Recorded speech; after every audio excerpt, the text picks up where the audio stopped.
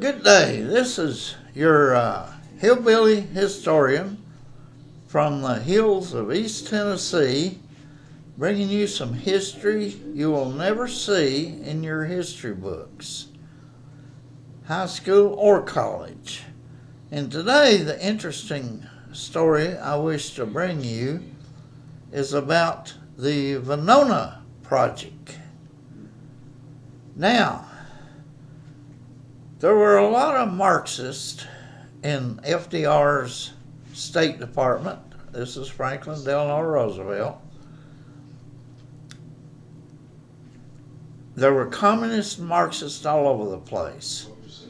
And when war broke out over in Europe and Germany invaded Russia in June of 1941, Roosevelt wanted to know what was going on between the Russian embassy in Washington, D.C. and Moscow. What were they talking about? So he had a colonel come in, and they started what's now known as the Venona Project. This is in summer of 1941. Now, this colonel dug a tunnel and connected to all the communication lines going into the Russian embassy in Washington, D.C., and we were able to intercept all their lines. Now, FDR made it real clear he wanted every message to cross his desk before it went anywhere else. So this colonel was intercepting these messages and passing them on to FDR, and FDR got really worried because he could not believe the number of communists there were in his State Department. Even his vice president, Henry Wallace, and his secretary were card-carrying members of Communist Party USA, or CPUSA. And he had oodles and oodles of communists in his State Department. And so he got worried. So he told this colonel, said, "Look, shut this damn thing down, and let's stop it right now." And this colonel left FDR's office and said, "Look, we got a good thing going here. I think I'm going to keep it going." And he did, secretly, without FDR's knowledge. And they stored these communications in vaults and kept them over the years. Now, what's amazing about this Venona Project and these communications between Washington, D.C. and Moscow is that there were a lot of communists in the State Department under FDR and Truman. In fact, when Joe McCarthy, Tail Gunner Joe McCarthy, Senator McCarthy, began to talk about how many communists there were in the State Department, he was right. His big mistake was he underestimated how bad it really was. And it's still bad today.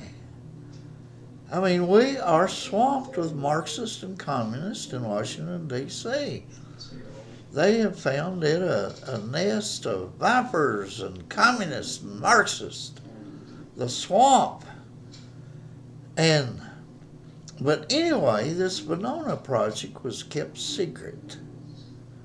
No president knew of its existence until Herbert Bush the first, I like to call him,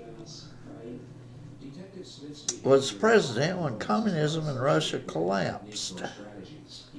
And the officers that were running this top secret Venona Project were concerned, what do we do now? So they went to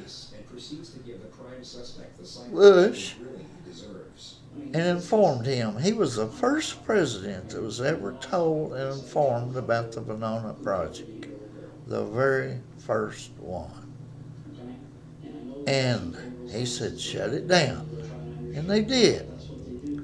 But they had all these records, just rooms full of records that they had collected from 1941 up to 1990, almost 50 years of records of communications between the Russian embassy in D.C. and Moscow. And they didn't want to just throw them away or burn them.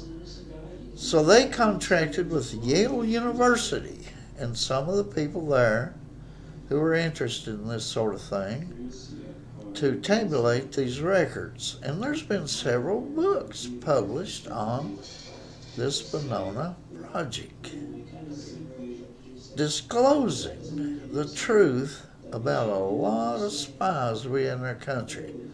You know, the children of the Rosenbergs traveled around for years and years and years claiming their parents were not guilty of spying. They were not guilty of giving top secrets on our bomb projects to Russia.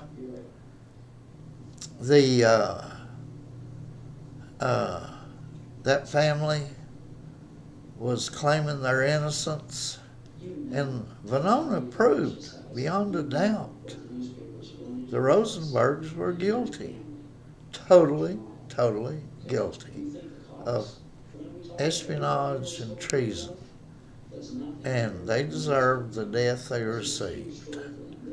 And it disclosed a lot of other people in the media, people in our different agencies of our government, high-ranking people in D.C. who were communist, as Stalin used to call them, useful idiots, who basically turned over information to the Russians.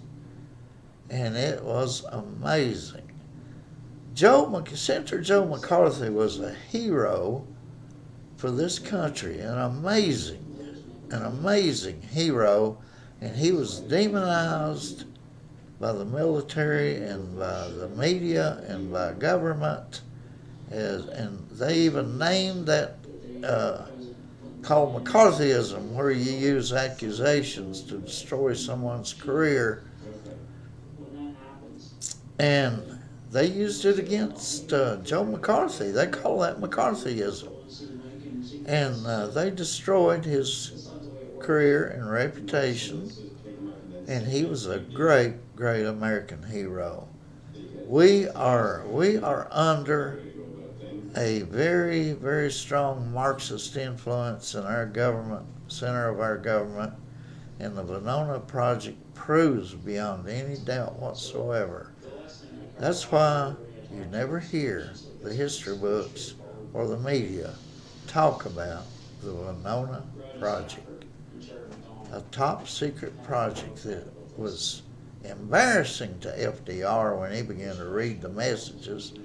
He ordered it shut down, but these military guys were smart enough to keep it going, and by golly, today we get the truth.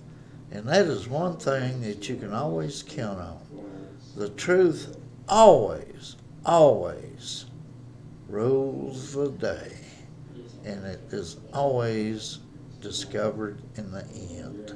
Liars never succeed totally ever. And this is your hillbilly historian from the hills of East Tennessee, bringing to you information you won't get out of your history books. The real and true history of America. Thank you very much and have a good day.